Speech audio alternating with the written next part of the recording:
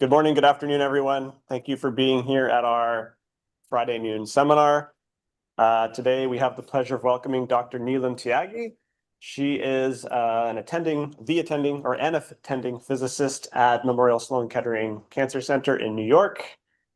She's the director of MR-guided radiotherapy core, and she will be speaking us today on the topic of MR-linac, stereoablative RT for pancreas. And with that, I'll let Dr. Tyagi go ahead. Thanks. Thank you, Peter, for the kind introduction. You can still hear me okay, and everything is fine, yeah? Yeah, sounds good. Okay, wonderful. Since we brought up our MR-linac program, we have been treating quite a bit of pancreatic patients, so I thought I'll focus my talk on ablative treatments for pancreas on our 1.5 Tesla MR-guided radiotherapy system.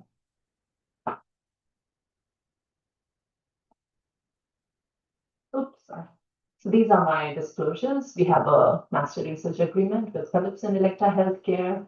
I have received speaking honorariums and travel expenses from Philips and Elekta, and some of the work that I'll be showing here is supported by our NIH R01 grant and the MSK internal seed grant. So just to give you a little background on pancreatic cancer, we all know that pancreatic cancer has the lowest survival rate of all cancers, and 1/3 of pancreatic cancer patients have inoperable tumors, either due to medical comorbidities and vessel involvements. And many studies have shown that conventional radiotherapy is not effective for these patient groups, but what is needed is an ablative dose of more than 100 gray BED to achieve local tumor control and improve overall survival for patients with inoperable, locally advanced pancreatic cancer. And we have seen the study from Lutra et al. That showed that when patients were stratified into high dose, which is BED greater than 70 gray, and standard dose group, which was BED less than 70 gray, high dose patients had statistically significant improvement in 2-year overall survival. And they also tended towards significance from 2-year freedom from local failure. And this study from Lutra et al. And the study from our own group led by Dr. Marshall Reingold in JAMA and Concol showed that dose escalation for locally advanced pancreatic cancer is both effective and also essential. But the biggest challenge in delivering these ablative doses is the nearby dose-limiting radiosensitive organs like stomach, small bowel, and large bowel. And it's not just their respiratory motion, but it's also the day-to-day differences in luminal organ shape, which can vary a lot between fractions and sometimes for some patients during treatment as well. So here I'm showing an example case of a complex interfraction motion where you see where you see the changes in the configuration of these sensitive organs between days, but also intrafraction motion, like within half an hour. Patients are on the table, and you can see that their internal anatomy, the configuration changes completely from what we have been planning. And half an hour later, small bowel is in a completely different place. So such kind of motion, such kind of complex motion. So it's not just deformation; it's the configuration change that makes that makes it so challenging to deliver ablative doses. And it actually diminishes the advantage of SBRT or SABR, because now the motion during these SBRT fractions, which is typically 3 or 5, is no longer random. And just to give you a little to put things in context, these patients are treated on Troupine, but they're usually treated with 15 or 25 fractions. And there we are not doing adaptive fractions, so we are going with the assumptions that with larger fraction, the OAR motion randomizes. So effectively, it's not that one portion of the OAR is getting all the max dose. It's kind of averaged out. But when you have SBRT or SBRT treatments, we cannot go with the assumption that the motion is random. And the current strategy is to often over-constrain these OARs because OARs always takes precedent. OARs are the dose-limiting organs for this anatomical site. But then it also limits our ability to give curative ablative doses to the target. If you look at some of the published SMART trials or the stereotactic MR-guided radiotherapy studies that have been published, majority of them have been published on a Bure 0.35 Tesla MR-linac system.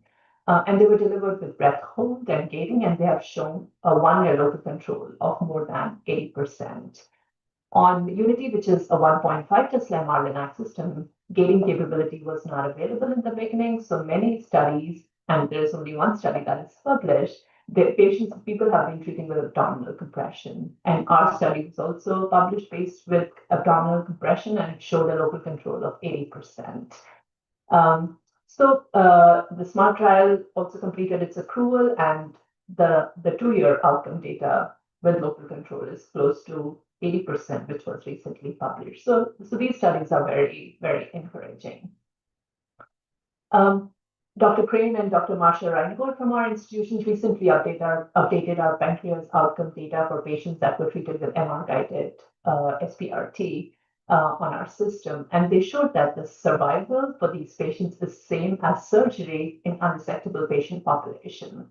Our local control is still 80%, and we have not had a single patient develop GI bleeding. So this result was extremely exciting and very reassuring for us because now we know that what we are doing on our MR-guided radiotherapy system is making an impact. But if I go back to my previous slide where I showed all these outcome studies, if you just look at these OAR constraint column, there is a lot of heterogeneity in planning, in target definition, what the OAR margin, PRE margin should be, what the OAR constraints are that people are using. So that makes it very difficult to compare these studies with respect to each other. And the variability in these studies also arises because of differences in technology, institutional experience, and just the comfort level in using these OAR constraints. Again, the thing that we need to keep in mind for this anatomical site is that OAR always takes precedence. So irrespective of what dose the GTV is getting, we just absolutely cannot exceed the OAR dose. So we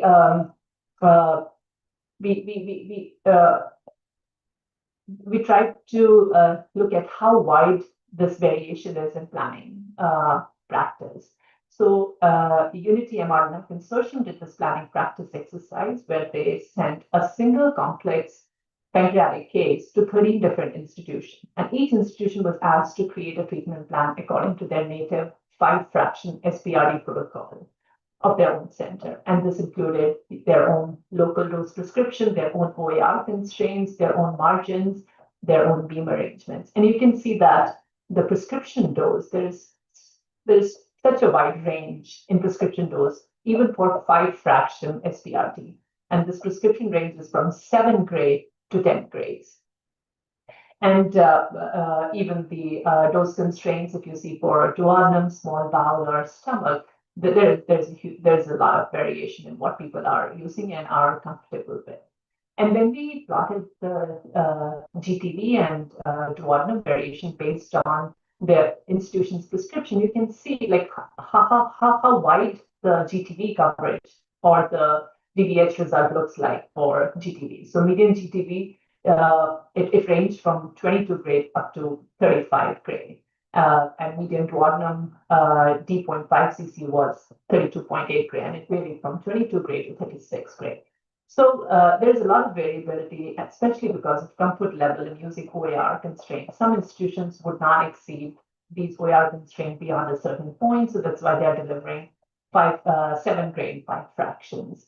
And again, pancreas saver OARs always take priority. But then we also need to give ablative doses because we saw from Rudra et al. That we need to give BED at least greater than 70 grade to achieve curative doses. So at the end, it's like a double-edged sword. that makes delivering this anatomical site with ablative doses so extremely challenging. So that was my background. So then how are we doing it? How are we able to deliver ablative doses, but also not just ablative, but ablative curative doses? So these ablative doses, they can be given using the MR-guided radiotherapy system that allows daily replanning to account for interfraction motion and cine monitoring or gating to account for potential intrafraction motion. And we have already seen the results from published literature side this not working. So the true clinical MR-guided radiotherapy system that enables online adaptive planning is the Bure Meridian system that uses a 0.35 Tesla onboard MRI, and the Elekta Unity system, which is a 1.5 Tesla onboard MRI system. Bure Meridian system uses a 6 MV flattening filter-free beam at 600 centigrade per minute and has a projected leaf width of 4 millimeter at the isocenter. It allows MRI at 4 to 8 frames per second and allows gating. Elekta Unity system, on the other hand, uses a 7 MV flattening filter-free beam. And because the linac is outside the RF cage, the SSD is 143 centimeters. So the effective dose rate is 425 centigrade per minute and a projected leaf width of 7 millimeter. When the Elekta system was clinically approved, it allowed cine monitoring, but the gating was not available. Now, with the recent release of comprehensive motion management system, Elekta system allows gating as well. On Bure, almost all sites delivered these treatments with deep inspiration, breath hold. But because gating was not available on Unity, many centers, including ours, started with free breathing compression approach on Unity. And I'm not aware of any centers who are using DIBH yet for pancreas on Unity. But it may change in the near future now that gating is available on the high magnetic field system. So since most of my experiences on the 1.5 Tesla MR-linac system, the rest of my slide is, my presentation is focused on the Unity 1.5 Tesla MR-linac system and how we are treating pancreas SABR 50 grade 5 fractions on that system. Since go live, we have treated close to 175 locally advanced pancreas patients, and we are giving a prescription of 50 grade in 5 fractions, the maximum that we have seen so far in the literature. We do 5 fractions, and all treatment fractions are treated with adaptive replanning. When we started our program, our patient selection criteria was a bit more selective in the sense that we were only including inoperable tumors that involved neck and proximal body without direct abutment of the GI tract. But now we are treating more aggressively with GI structures directly abutting the GTV. And here I'm showing you two example fractions of ablative doses. And for both fractions, you can see the 33 grade dose color wash in green hugging the OARs. And 33 grade is our max OAR dose constraints. And in the clinic, every day we make sure that the dose constraints for the OARs are met for each fraction. Again, OAR sparing within our institution guidelines always takes priority during online planning. I showed a preliminary snapshot of our analysis of first 30 patients based on daily adaptive replanning and OAR. So our analysis showed that we achieve a median V50, which is the volume receiving the prescription dose, of 67%. And sometimes as low as 44% because these tumors are directly abutting the OARs. We did not see any grade 3 or higher toxicities. And again, like I showed before, our 1-year local control was close to 80%. Now, we did see some local failures at tumor OAR interfaces, which would imply that the dose was insufficient to cover the tumor effectively. But now many of these tumors are directly abutting the OAR, so it's very challenging to give 50 grade to a GTV that's right next to an OAR that can only get 33. So it's just impossible to achieve a sharp follow-up from 50 between 33 to 50. So you can imagine that that we would see local failure in those scenarios. Like I mentioned, in the absence of gating, we established a compression belt simulation workflow for all our Unity MR-linac patients. So we perform MR simulation for each patient that are treated on Unity MR-linac.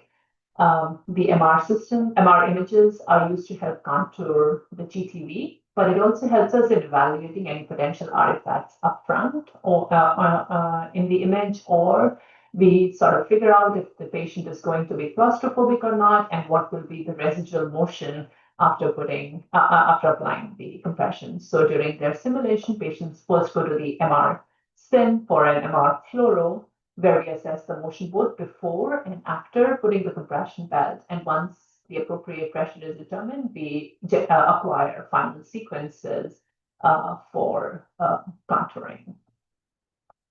In the beginning of our program, we simulated and treated patients arms up, but we have now switched to arms down because arms up was getting very challenging for these patients to tolerate. You can imagine we are doing an online adaptive treatment for these cases, which can last anywhere from an hour to an hour and a half. Sometimes we have seen up to 2 hours when patients are on the table. So arms up was getting extremely challenging. All the instructions that are needed for simulation, especially the compression belt, is documented in our setup document. We also schedule a 1-hour nursing appointment for each patient before their adaptive fraction so that they can get Ativan and Imodium. Now, Ativan calms them down. It's an anti-anxiety medicine. You can imagine you're a patient in a compression and inside a closed pore, sometimes they get very anxious. So we give Ativan upfront so that they can relax down. And Imodium was something that we kind of stumbled upon to slow down the bowel movement. It's unfortunate that we have to give Imodium to this patient because I'll show you in some of my later slides that the intra-fraction motion was just getting extremely challenging to manage. And with Imodium, we kind of slow down the bowel motion, and for the duration of the treatment, for the duration of the time the patients are on the table. And that really helps us in kind of freezing the bowel motion and achieving what we need to achieve. We also give half a cup of water about 20 minutes before patient setup. And the idea for giving a little bit of water is that the water reaches duodenum by the time we are ready to contour, and it helps in distinguishing the duodenum GTV interface because the water shows up very bright on the MR. So if the GTV is on the head of the pancreas, we know where the duodenum is ending and where the GTV is starting. During our treatment, we are always monitoring the compression from the console area, and we have a very unique setup in the sense that all the conduits are about 40 meters. So we have a 40-meter airline that goes from the treatment room to into the conduit and then to the console area. And we are constantly looking at the needle gauge, so it informs us if the patient is taking a deeper breath or is calmer. And it also helps us in maintaining a constant pressure.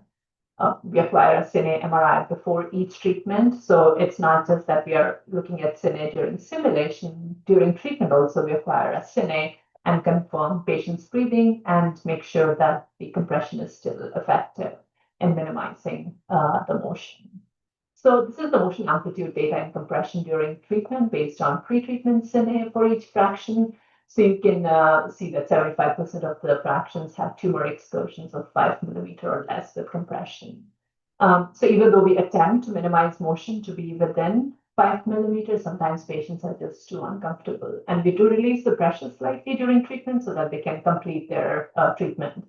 And we felt like it was okay to release the pressure because we are doing daily online adaptation. Now we may see larger motion, but then the target volumes are now motion averaged. So even in that scenario, our approach is certainly conservative and safe. So as long as the motion does not impact the MR image quality, the GTV target volume, averaging the target volume is still conservative. So we found that the overall compression was effective in minimizing blurring of the OARs, which can impact daily soft tissue contouring. These are the beam arrangements for arms down versus arms up. So you can see that for arms up, we avoid the beams going through the high density couch. For arms down, we avoid beam angles to the high density couch and arms. So you can see that there's slightly fewer degrees of freedom in arms down position. We did not change our optimization constraints between the two setup. But because of the limited beam angles, we do see slightly lower coverage in arms down position compared to arms up. Our margins for these cases are all very standardized. So we have two PTV levels. We have a high dose level of PTV 50, and we have a low dose PTV, either PTV 25 gray or 33 gray. So the low dose PTV is a 1.5 cm expansion of GTV, and it includes vessels. And that PTV is 3 mm cropped from the OARs. The high dose PTV is a 5 mm expansion, and it's cropped 3 mm from the OARs. Now, the concept of PRV for MR-guided radiotherapy is kind of unique in the sense that we need a PRV to manage intra-fraction motion. So and when we started our program, we had no idea what the extent of intra-fraction motion would be.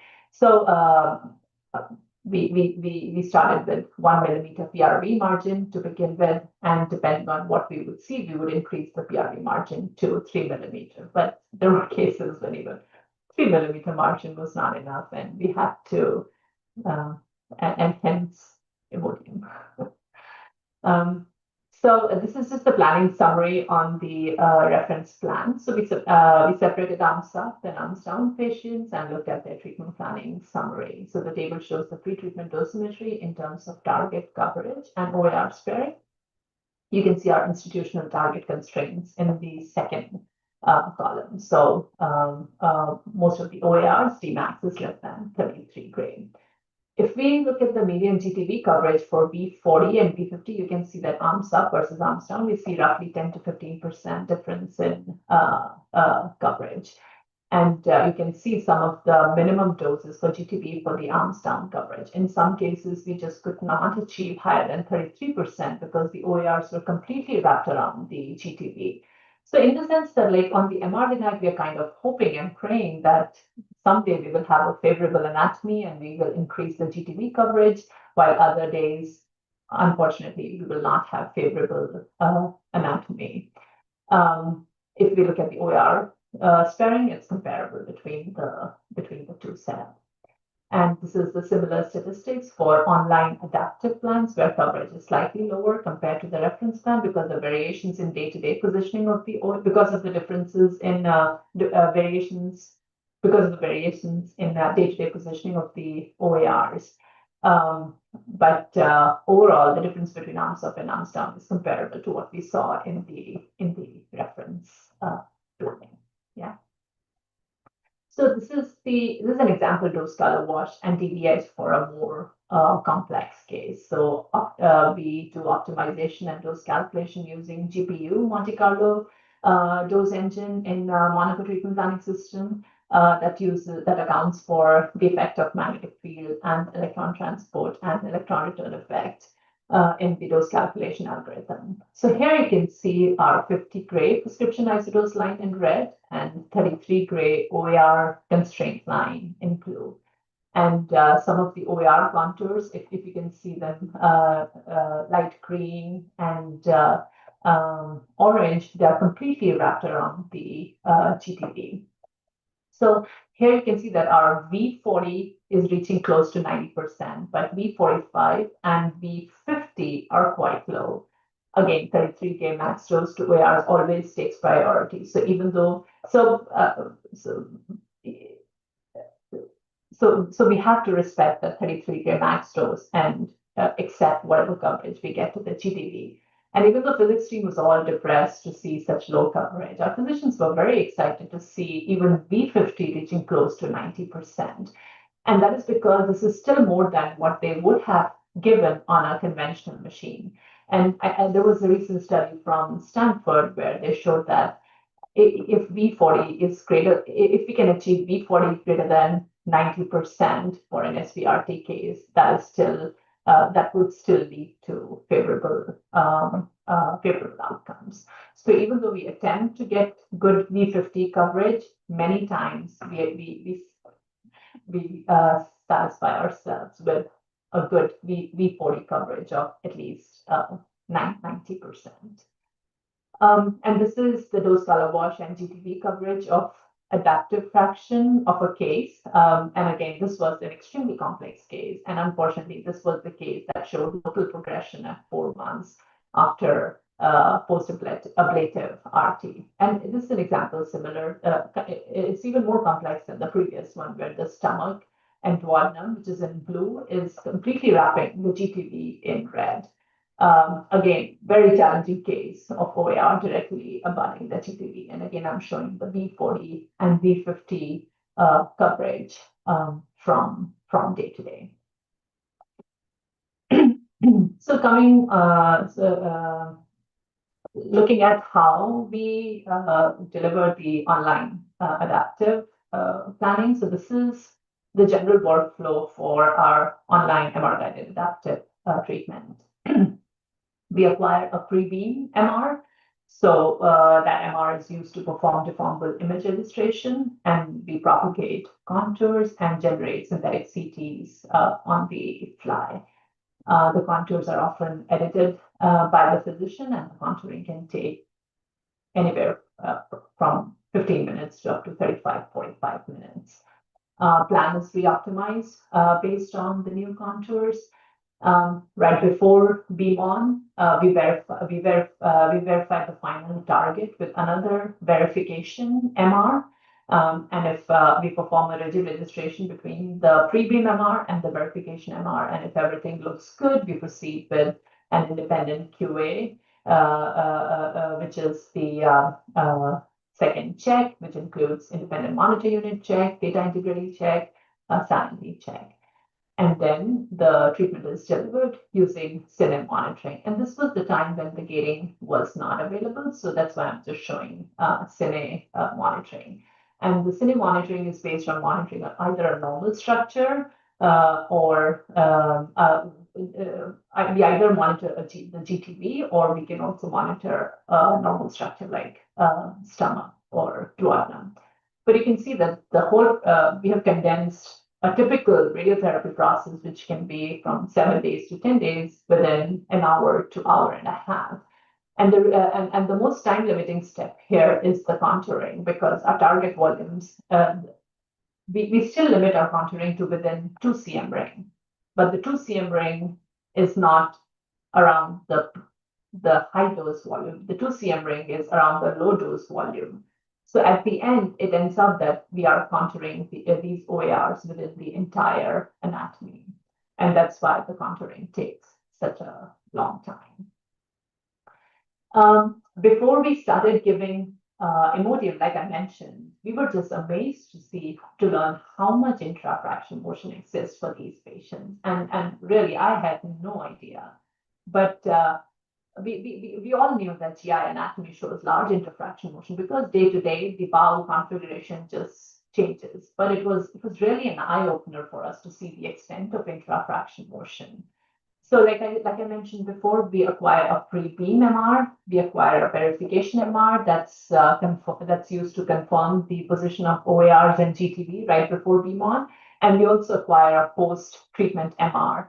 And that post-treatment MR is used to make sure that we overlay the contours on post-treatment MR and make sure that OARs didn't move into the high dose area, and we let the physicians know. So based on the pre-beam verification and post-treatment MR, I'm showing examples of 2 patients. Now for patient 1, the small bowel movement was more consistent, and lateral, but it stayed outside the 33 gray isodose line. Whereas for patient 2, small bowel loop moved more posterior into the 33 gray isodose line. And I should have put the time scale here. Verification MRI is usually done within 30 to 45 minutes, and post-treatment MRI could be anywhere from an hour to an hour and a half. So that's the time scale we are looking for in this treatment, in this slide. So for patients like for some patients like patient 1, the small bowel motion is predictable from fraction to fraction, whereas for patient 2, it was random every day. So there's certainly some patient-specific factors in play, and we haven't analyzed those patient-specific factors in too much detail till now. For GI cases, like I mentioned, we assess this organ motion for all fractions on post-treatment MRI, and we let the physicians know in case we need to employ any conservative strategies in later fractions. So if in fraction 2, we find out on post-treatment MRI that one of the OAR moved into high dose area, in the later fraction, we would make sure that we apply a conservative approach, either increase the PRV margin for that OAR or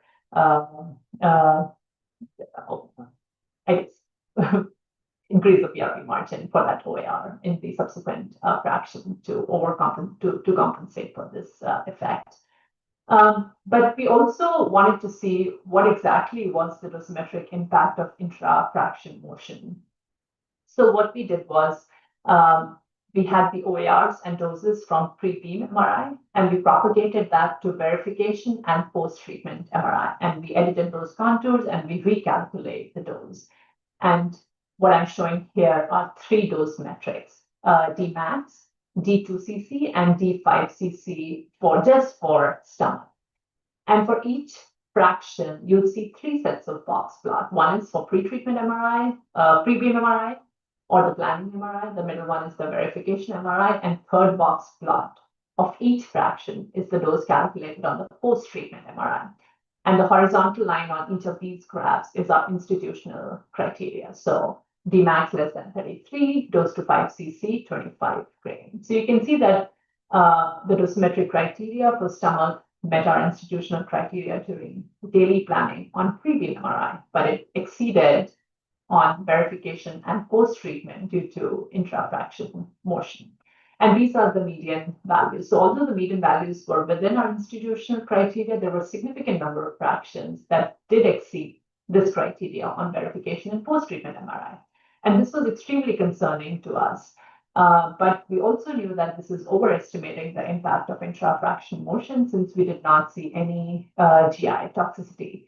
But for some of these cases, there were instances where we were literally chasing the anatomy. We would contour, we will acquire verification MRI. Oh, the OARs have changed. We would start to recontour. But you cannot keep doing that if the patient is on the table. So we knew we had to manage intra-fraction motion somehow. And like I said, we stumbled upon Imodium, which has been a lifesaver for us. And that really helped us to manage bowel motion. And Imodium really slows down the bowel motion and helps in managing intra-fraction motion. So it has been effective for almost 95% of our patients.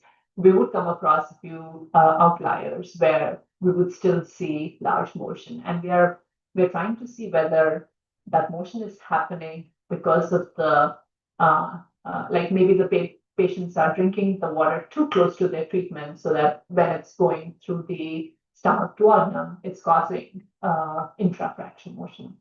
So we are still investigating that part. Over time, we started to make use of multi-contrast MR for online planning. So for online planning, we typically use a T1 contrast, a T2 contrast, both 2D and 3D for contouring. And this has really made the contouring much more robust and confident.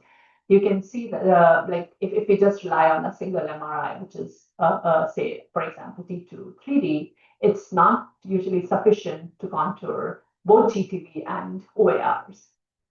because pancreas shows up nice and bright on T1, and it helps in separating bowel for pancreas. But on T2, you cannot separate bowel from pancreas, and you may end up by mistake include pancreas as bowel and over penalizing the TB. The other benefit of using this multi-contrast approach was that we could dynamically take into account any potential intra-fraction motion within that 20 to 30 or 45 minutes of contouring. So while the physician is contouring, we would acquire these fast 1 minute T2 2D sequences and will bring into MIM so that our physicians can see in real time whether the OARs are moving or not, rather than waiting all the way till the verification scan to see if contours need editing or not. So the benefit of this approach was we could dynamically edit the OAR contours, but also we could assess whether this particular patient is going to have a large intrafraction motion or not. So this was very helpful. But the standard Elekta adaptive workflow only allows us to use a single MRI. So we had to modify the standard adaptive workflow to allow contouring. And we did that. We made some modifications so that we could make use of MIM contouring software to use multiple MR contrast. So the first two steps of the adaptive workflow are, instead of doing it on the online interface, we do it in MIM. And MIM gives us a lot of flexibility in the sense that we could have our workflows, we could automate a lot of process because MIM is on Citrix. It allowed remote physician coverage, so physicians do not need to be in the room. And when we went live the day right when COVID was at its peak in the US, and we were really about to shut down our program, but then we thought we'll do it slowly, and we really had to figure out how to allow physicians to do remote contouring. So the alternate MIM-based adaptive workflow really enabled that. We could use multiple MR. We could make use of multiple MRs, but we could also allow physicians to do it offline, to do it remotely. So, but the plan is generated in offline Monaco, and then all the final approval and review takes place in the online workflow. I'm sorry, online offline is a bit confusing, but yeah, it was a workaround that we had to do to make sure that we could make use of MIM more effectively. Like I mentioned, contouring during online planning is still a source of significant lead time in planning, and this is our timing statistics for contouring, planning, physics QA, and the BMON time. If we combine all fractions, average contouring time was about 25 minutes, planning 12 minutes, physics QA about 2 minutes, and BMON time about 15 minutes. So we still needed some way to speed up the contouring process. And to make contouring more efficient, we have recently integrated our GI AI-based auto segmentation model for online planning. The auto segmentation model is called self-distilled masked image transformer, or a SMIT plus model. And it's a foundation model that is pre-trained on a large unlabeled data sets. And once pre-trained, the model can be repurposed for a variety of tasks by fine-tuning with relatively few labeled sets. And we have been able to do that on our MRI planning. And again, MIM allowed us to use our in-house developed auto segmentation algorithms because we could connect MIM or have these workflows that would automatically send the images to our high-performance cluster and allow auto segmentation. So here I'm showing a good example and a bad example. And it has only been a few months since we implemented this, so I cannot boast about the reduction in contouring time. We have not seen yet because our physicians are still very careful in making small adjustments. So, but we also have to evaluate what's the dosimetric impact of these adjustments are. And we are currently doing a planning exercise where we will make a plan based on auto-segmented contours and compare it with what we did clinically to see whether it was worth making those adjustments for online planning or not. I understand that by making use of multi-contrast MR, we kind of made our process a bit more complex, but we're hoping that with auto-segmentation and fewer MR images, we can maybe reduce the overall contouring and acquisition time. So what we published was about 26 minutes. From what we are showing, from what we are seeing in last couple of months, we've been able to reduce to about 17 minutes. But really, our goal is to make contouring time less than 5 minutes. And we are looking at various approaches on how to make that faster. But the auto-segmentation auto-segmentation algorithms really we are towards the right direction to make the adaptive process faster. We also have that was the contouring part. For BMON delivery, like I said, we have recently introduced comprehensive motion management that allows gating. Even though we now have gating, we have not switched to breath hold treatments for these pancreatic patients because our physicians are now very comfortable with compression. So we are now using gating with compression, and it's helpful because if the patients cannot tolerate compression, we can release the pressure a little bit and make use of gating. So it would reduce the duty cycle, but it will still allow us to complete the treatment more effectively. So with beam gating, the gating has really made the treatments more robust, and our physicians would still prefer to track an OAR instead of GTV, but it's a slightly harder problem with this interface because OARs can come out and can have an out of plane motion, so it's still more robust to track GTV. And patients do get tired with long treatment times, so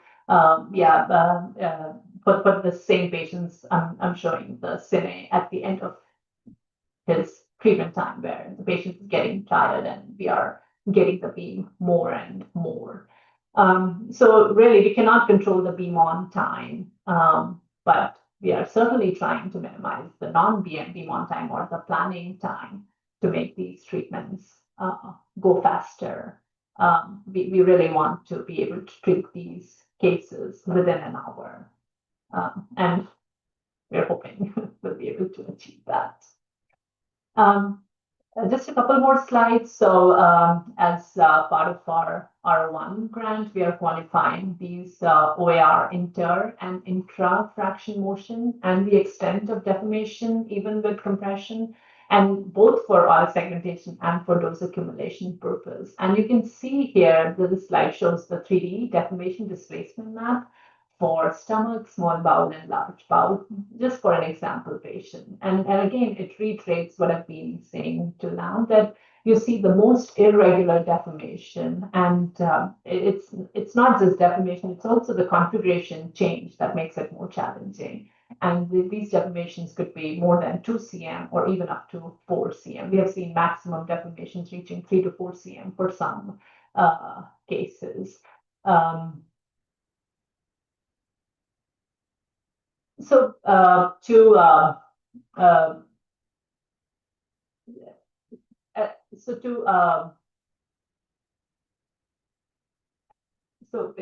make the online planning faster, but also to see what the actual delivered dose is for each fraction. Our group is developing this AI segmentation registration method called ProRSeg that captures large anatomical changes as dynamic sequences of progressive voxel-wise deformation. And the end product is the auto-segmented structures as well as deformation vector field. And the the beauty about this method is that this deformation vector field can be used to deform the prior dose, so that we can get both. So the movie here shows the auto-segmented structures on the left and the accumulated doses on the right. This is also part of our R01 grant that we are developing for to analyze these cases as to see what because we can achieve fraction by fraction doses, but eventually we do want to know what the total cumulative dose was that was delivered to these patients and how we can correlate that to toxicity. So you can see the accumulated DBHs for cases that we have analyzed so far, and they show large variation for GI organs like stomach, duodenum, and small bowel. So even though we tried to achieve 33 gray max dose, when we did the accumulated doses for all 5 fractions, we see a large variation. Now, since we are not seeing any toxicity, this also shows that maybe there is room to improve our target coverage, but to also reevaluate our dosimetric constraints. If we are not seeing any toxicities, maybe we are a little conservative in our dose constraints, but how much to relax and how to relax needs to be part of a clinical trial. But we can certainly generate this kind of data set to support those clinical trials. And we have been able to integrate both auto segmentation and our deformable dose accumulation with our clinical pipeline. So as we are evaluating these cases, we can also do a DIR consistency check on a patient-specific level. So we can do dose accumulation using different references, for example. Here, for a 5-fraction case, we can potentially do 20 deformations with 5 accumulated doses. Now, in an ideal scenario, all these combinations should give the same answer, but that's not the case. But because of the robustness of the DIR algorithm.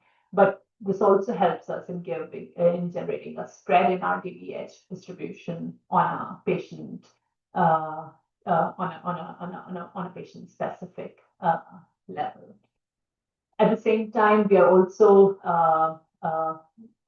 developing like how we can validate these DIR methods more robustly. So we are developing these patient-specific virtual model, or we call it digital twins, for DIR and dose accumulation validation. So here, this is our latest result where we have simulated GI motion as a traveling wave within the patient geometry. So now we have a known DBF, which is our ground truth, and we can use that known DBF to measure registration and dose accumulation uncertainties in a very granular level.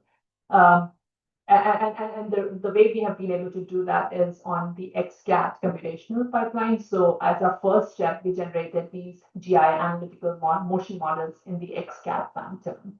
And once we were successful in generating those motion models in the Phantom, we extended that to a patient-specific level so that eventually we do want to know the DIR and dose accumulation uncertainty on a patient-specific level, right? So just would like to conclude that we are seeing early evidence regarding the use of ablative doses for MR-guided radiotherapy systems in terms of improved local control and reduced toxicities.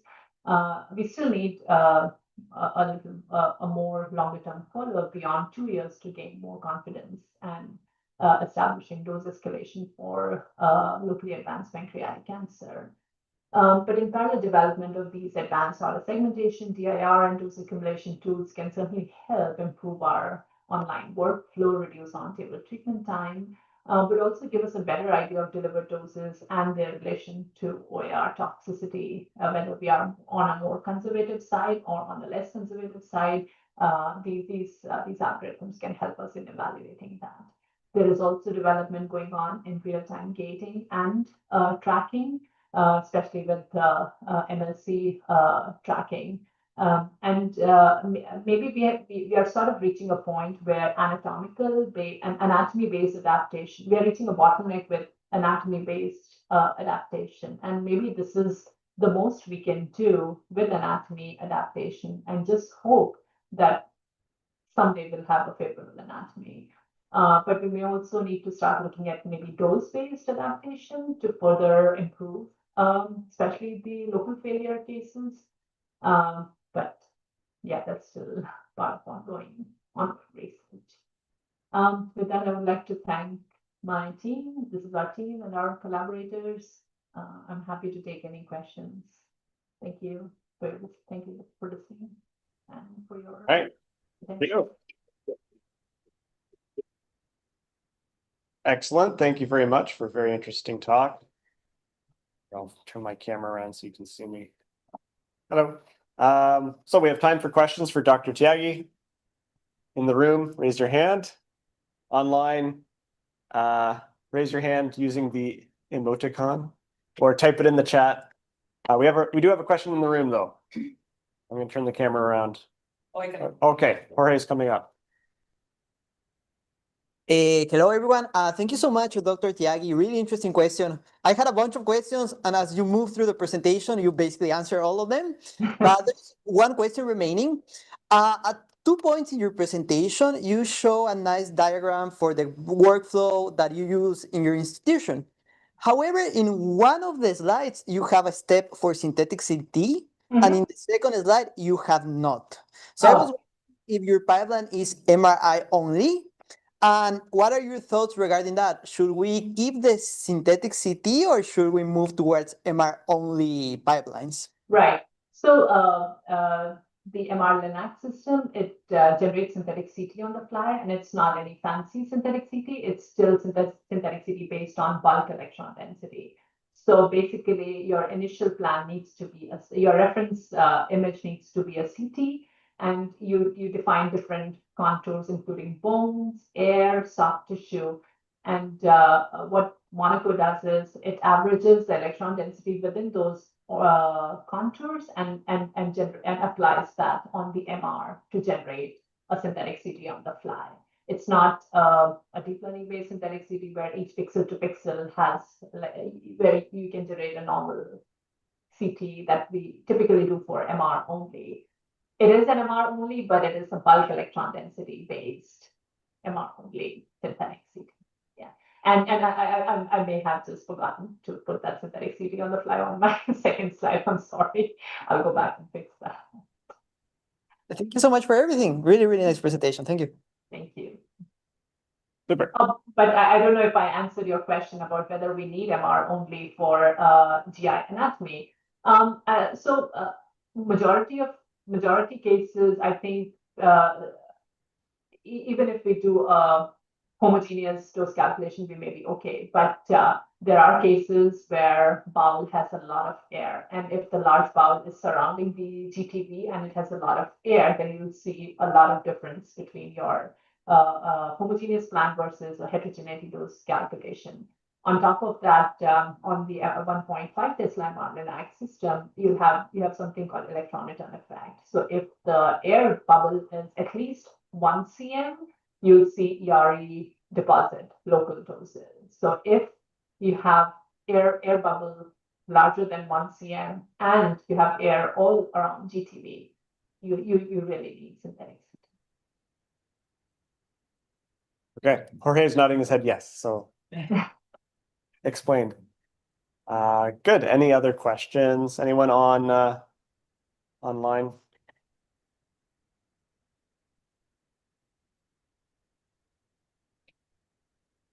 Doesn't look like it. I had a tangential question. It's more to do with my revealing my ignorance, but in adaptive planning and doing deformal registration, the last part of your talk, is that an active area of research, deforming the dose? Because to me it seems philosophical. Like, did the dose actually? Yeah, no, I mean, it's not just the dose, even deforming the contours for GI anatomy is very complex. And even though the online process, all these vendors, they do allow deformal registration. I mean, why are physicians spending 45 minutes recontouring? Because the deformal image registration does not work very well. So that way, an upfront or online auto segmentation is much more effective. than doing editing contours from a deformable image registration. So although vendors are using deformable image registration for contouring purpose, and it's not working very well, we still need a DIR method for dose accumulation. And you're absolutely right. We have been talking about dose accumulation for the last 10, 20 years, but we have not used it in the clinic because it is complex. And even I'm not aware of any institution that is doing DIR-based dose accumulation. I think many institutions clinically are still using rigid registration-based dose accumulation with an uncertainty. So unless I think that's the part of our one grant to quantify these uncertainties in the anatomy at a very granular level. We need an error bar, like how confident we are in our DIR algorithm for this configuration, and what does that translate to an error bar in dose accumulation. It won't be a 1 dBH graph. There will be a shaded area or an error bar around that dBH. I think that's all we can do for now because of the uncertainty associated with these algorithms. We do need to quantify the uncertainty. Okay, thank you. And there's one message in the chat from Dr. Yves Levesque. Thanks for the presentation. If I understood correctly, these adaptive treatment sessions last around 2 hours. I think you made some comments alluding to this late in the presentation, but I think I missed the details. Where are the possible gains to be made in terms of segmentation? Right. So like I said, we cannot control beam on time. With 450 or 425 monitor units per minute, the 10 gray times 5, which sometimes could be 3,500 or 4,500 monitor units, they take anywhere from 15 minutes to 20 minutes. And with gating, maybe add a little bit more time. This is something that we cannot change. A vendor has to make the dose rate, has to increase the dose rate to make that part more, to make that part faster. What we can indeed control is the non-beam-on part, which is the contouring, make the acquisition faster, contouring faster, and planning faster. So that's why we want to reduce our contouring time to within 5 minutes.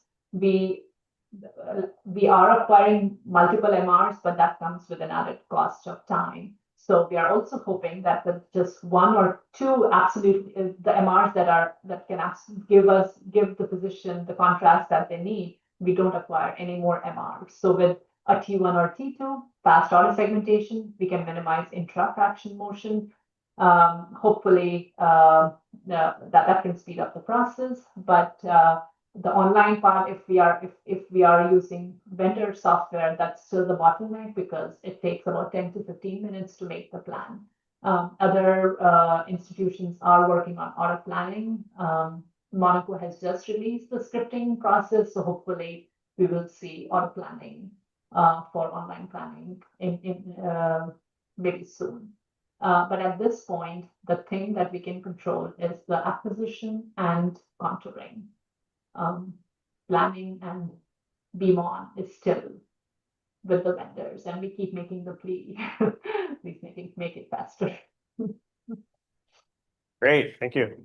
Okay, I think we've reached the end of our session. I want to thank Dr. Tyagi once again for her presentation, and thank you all for attending, and have a great rest of your day and weekend.